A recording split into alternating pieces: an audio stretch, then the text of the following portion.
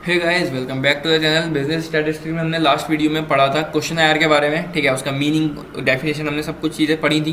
ठीक है, क्वेश्चन आयर क्या होता है, उसमें क्या उसके दो मेथड्स होते हैं। जो दो मेथड्स होते हैं, मेल्ड क्वेश्चन आयर मेथड, उसके बारे में हमने जाना था, और उसके मेरिट्स, डीमेरिट्स या फिर कहते हैं एडवांटेजेस, डिसएडवांटेजेस हमने जाने थे, समझे थे।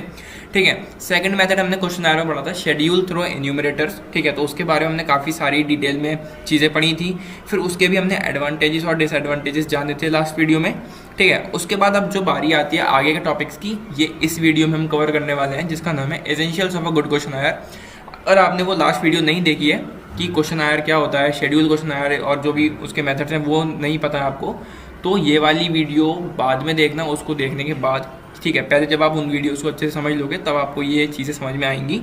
ठीक है, तो जो एक अच्छा क्वेश्चन आयर होता है उसमें क्या क्या चीज़ें ज़रूरी होती हैं, ये इस वीडियो में हम समझेंगे। ठीक है, फिर अभी तक हम प्राइमरी डाटा के बारे में सारी चीज़ें पढ़ते हुए आ रहे थे। अभी तक हमने जितनी भी चीज़ें पढ़ी वो प्राइमरी डाटा से रिलेटेड थी। प्राइमरी डाटा क्या होता है, उसको कलेक्ट करने के क्या मेथड होते हैं, वो सारे मेथड्स हमने पीछे वाली वीडियोस में पढ़ लिए हैं। अगर आपने वो कोई भी वीडियो नहीं देखी तो पहले उसको जाके देखो, तब इस वीडियो को देखना। ठीक है, तो अब बारी है आगे सेकेंडरी डाटा की। ठीक है, अभी तक प्राइमरी डाटा के ऊपर हमने सारी बातें करी, अब बारी है सेकेंडरी डाटा की। ठीक है, यहाँ पे हम सेकेंडरी डाटा क्या होता है वो फिर से थोड़ा समझेंगे। ठीक है, किस किस सोर्सेज से वो कलेक्ट होता है सेकेंडरी डाटा, वो हम यहाँ जानेंगे। ठीक है, और कुछ प्रिकॉशंस हमें लेने पड़ते हैं सेकेंडरी डाटा के कलेक्शन में। ठीक है, जो प्राइमरी डाटा होता है उसमें हमें ऐसा कुछ भी प्रिकॉशंस नहीं लेने होते थे। ठीक है, लेकिन जो सेकेंडरी डाटा है उसमें हमें कुछ प्रिकॉशंस लेने पड़ेंगे, और वो क्या प्रिकॉशंस है वो हम यहाँ पे पढ़ने वाले हैं। ठीक है, तो फिर से मैं कहूँगा कि अगर आपने पीछे वाली वीडियोस नहीं देखी है तो पहले उनको जाके देखो, और आगे वाली वीडियो को, मतलब ये जो वीडियो है इसको हम आगे समझना शुरू। वीडियो में करने वाला जो हमारा सबसे पहला टॉपिक है वो है हमारा essentials of a good questionnaire. जो क्वेश्चन आयर होता है एक बेसिकली एक क्वेश्चन पेपर की शीट होती है, जैसे हमारे एग्जाम में क्वेश्चन आते हैं। ठीक है, उस तरह की एक क्वेश्चन पेपर शीट होती है। उसमें कुछ टाइप के क्वेश्चन होते हैं, ट्रू फॉल्स टाइप के, मल्टीपल चॉइस के, या फिर डिस्क्रिप्टिव क्वेश्चन होते हैं, जो हमें इन्वेस्टिगेशन के लिए एक शीट तैयार करके भेजनी होती है, और वो लोग उस शीट को भर के इन्वेस्टिगेशन से रिलेटेड उसमें क्वेश्चन आंसर्स होते हैं, और वो फिल करता है कौन, जिससे हमें इन्वेस्टिगेट करनी है चीज़ें। ठीक है, तो क्वेश्चन आयर बेसिकली ये होता है, मैंने ऊपर से बता दिया। अब क्या क्या चीज़ें जरूरी हैं एक अच्छे क्वेश्चन आयर में। ठीक है, तो क्वेश्चन आयर का मतलब आपको पता होगा, आपने पीछे की वीडियोस देखी होंगी तो आप काफ़ी ज़्यादा आपको अच्छे से ये सब पता होगा। ठीक है, तो सबसे पहली चीज़ जो जरूरी है इसमें वो है कवरिंग लेटर। ठीक है, अब ये क्या होता है, in this letter the investigator should introduce himself and make the objectives of the survey clear to the informant. अब देखो कवरिंग लेटर क्या है, ये जो क्वेश्चन आयर होता है इसमें एक कवरिंग लेटर भी अटैच होता है, जिसमें इन्वेस्टिगेटर अपने आप को इंट्रोड्यूस करेगा। मतलब जो इन्फॉर्मेशन लेना चाह रहा है, इन्वेस्टिगेशन करना चाह रहा है, वो अपने बारे में थोड़ा इंट्रोडक्शन देगा।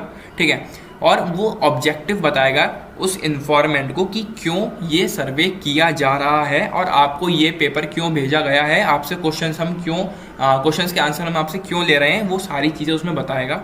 ठीक है, in this the informant should be assured that the information provided by him will be kept secret. अब इसमें क्या होगा, जो हमारा इन्फॉर्मेंट होगा, ठीक है, वो एश्योर करेगा कि जो भी इन्फॉर्मेशन है जो प्रोवाइड कर रहा है उसको सीक्रेट रखा जाएगा। ठीक है, वो इस चीज़ की पूरी एश्योरिटी करेगा कि जो भी इन्फॉर्मेशन वो हमें प्रोवाइड कर रहा है वो सीक्रेट रखी जाएगी। तो कवरिंग लेटर में बेसिकली ये सारी चीज़ें होती हैं। ठीक है, आगे बात आती है हमारी लिमिटेड क्वेश्चंस। ठीक है, जो क्वेश्चंस हैं अब वो बहुत ज़्यादा क्वेश्चंस ना हो, जिससे कि जो इन्फॉर्मेंट है वो भी परेशान ना हो किसी चीज़ को लेकर। ठीक है, the number of a questions should be as less as possible keeping in view the nature of information desired. हमें बहुत ज़्यादा ध्यान रखना है कि क्वेश्चंस बहुत ज़्यादा ना हो। ठीक, generally 15 to 20 questions can be asked in one good questionnaire. एक अच्छा क्वेश्चन आयर जो होगा उसमें कम से कम 15 से 20 क्वेश्चन पूछे जाएं, तब वो एक अच्छा क्वेश्चन आयर बन सकता है, अच्छी वो शीट बन सकती है। अब क्वेश्चन आयर यहाँ पे कोई इंसान मत समझ लेना। ठीक है, एक शीट होती है पेपर्स की, उसको क्वेश्चन आयर बोलते हैं, जिसमें क्वेश्चन लिखे होते हैं इन्वेस्टिगेशन से रिलेटेड। ठीक है, if more information is required the questionnaire should be divided into various parts. अगर आपको क्वेश्चंस बहुत सारे पूछने हैं तो उसको अलग अलग पार्ट्स में डिवाइड कर लो उस पेपर को। ठीक है, एक ही पेपर में 10-15 क्वेश्चन से ज़्यादा मत लिखो, कम से कम 50-100 क्वेश्चन एक में ही मत लिख देना, उसके पार्ट्स कर लो, अलग अलग क्वेश्चन आयर बना लो। हर एक क्वेश्चन आयर में 15 से 20 क्वेश्चन, 15 से 20 क्वेश्चन, 15 से 20 क्वेश्चन, तो वो ईजिली हो जाएगा चीज़ें। ठीक है, एक साथ आप 100 क्वेश्चन दे दोगे तो कोई भी इन्फॉर्मेंट वो काम नहीं करेगा आपका। ठीक है, आगे बढ़ते हैं।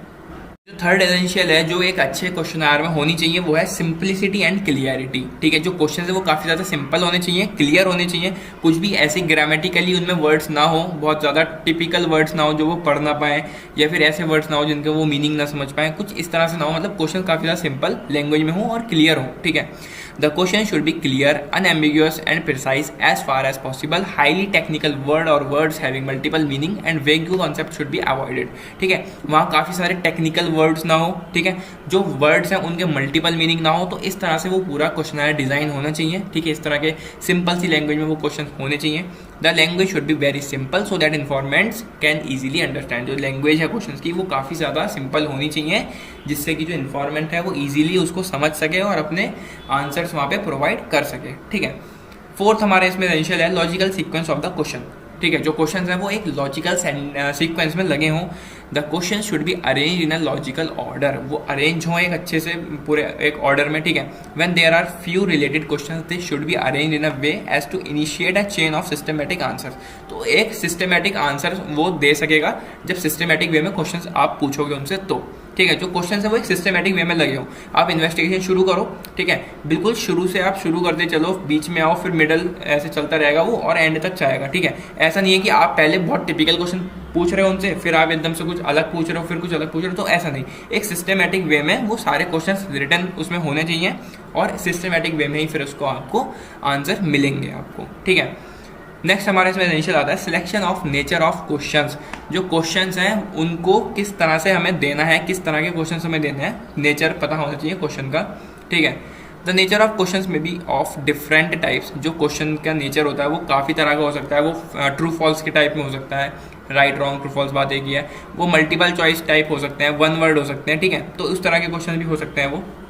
Hence while framing a questionnaire the nature of question should also भी डिटरमाइंड केयरफुली। जब हम एक क्वेश्चन आयर डिज़ाइन कर रहे हैं, बना रहे हैं, तो हमें नेचर पता होना चाहिए क्वेश्चन का कि हमें किस तरह के क्वेश्चन वहाँ रखने हैं। On the basis of nature the questions may be broadly classified into two parts. जो क्वेश्चन हैं उनका नेचर जो है टू पार्ट्स में क्लासीफाई किया गया है, एक तो शॉर्ट क्वेश्चन और एक ओपन क्वेश्चन। ठीक है, अब शॉर्ट क्वेश्चंस और ओपन क्वेश्चंस की भी अलग अलग कैटेगरीज हैं, लेकिन हमें उतना डीप में नहीं जाना है। तो बस इतना समझो कि शॉर्ट क्वेश्चंस में हमारे ट्रू फॉल्स राइट रॉन्ग या फिर मल्टीपल चॉइस वाले क्वेश्चन आ जाते हैं, और ओपन क्वेश्चन में वो पूरा डिस्क्रिप्टिव एक टाइप का होता है। उसमें पूरा जो इन्फॉर्मेंट होता है उसको लिखना पड़ता है, सारी चीज़ें जो भी क्वेश्चन में पूछी गई हैं उसमें। ठीक है, तो ये था हमारा essentials of a good questionnaire. काफ़ी सारी चीज़ें थी जो हमें एक अच्छे क्वेश्चन आयर में होनी चाहिए।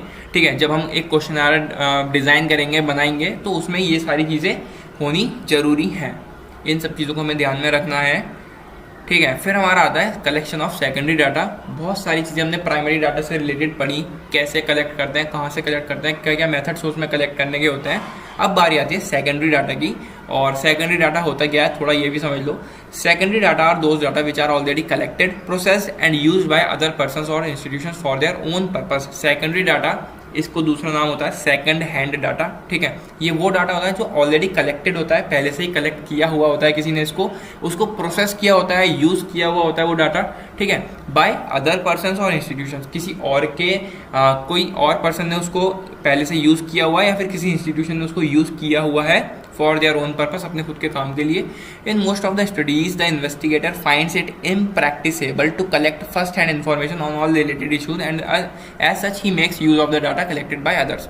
कभी कभी ऐसा होता है कि वो फिर से बिल्कुल नया नया डाटा जो है, फर्स्ट हैंड इन्फॉर्मेशन जिसको कहते हैं, वो नहीं कलेक्ट कर पाते, तो वो सेकंड हैंड डाटा लेते हैं, किसी और के द्वारा कलेक्ट किया हुआ डाटा उठाते हैं और अपने यूज़ में ले लेते हैं वो। ठीक है, जो भी इन्वेस्टिगेटर होता है। The sources of secondary data can broadly be classified into under two heads, published sources and unpublished sources. जो प्राइमरी डाटा थे उसके काफ़ी सारे मेथड्स थे, direct personal investigation, indirect oral investigation, इस तरह से काफ़ी सारे मेथड्स थे प्राइमरी डाटा को कलेक्ट करने के। लेकिन सेकेंडरी डाटा में क्या क्या है, एक तो पब्लिश्ड सोर्सेज हैं और एक अनपब्लिश्ड सोर्सेज हैं। अब इनको पढ़ते हैं, जो दो सोर्सेज हैं ये क्या हैं और इसमें कैसे कैसे वो कलेक्ट करते हैं।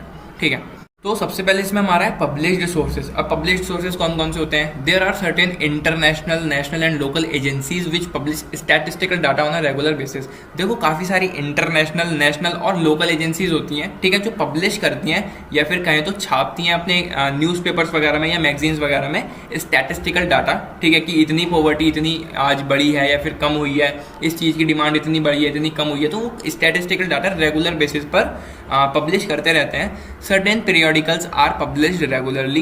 कुछ पीरियोडिकल्स ऐसे होते हैं जो हर दिन डेली बेसिस पर पब्लिश होते हैं। Moreover there are certain research organization which publish magazines.